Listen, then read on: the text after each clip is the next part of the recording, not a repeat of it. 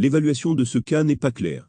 D'abord les faits. Aya, 11 ans, sera tuée le 21 mars 2014 par des violences contre le haut de son corps et son cou.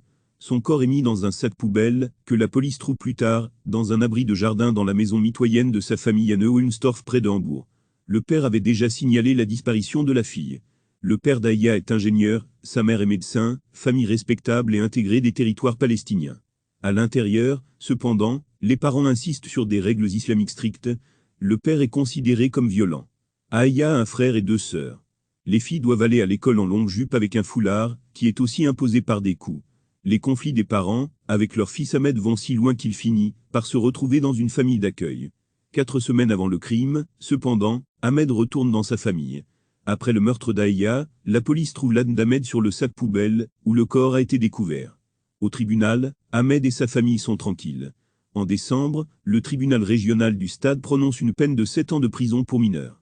En dehors d'un ordre familial, cependant, aucun motif du frère ne peut être reconnu.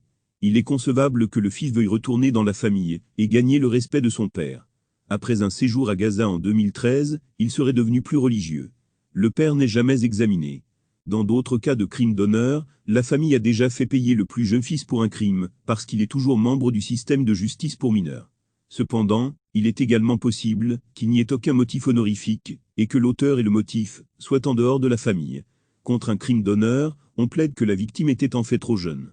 La pression sur les filles ne commence généralement qu'à la puberté. Au mieux, ça aurait pu être un avertissement pour les 2 sœurs aînées.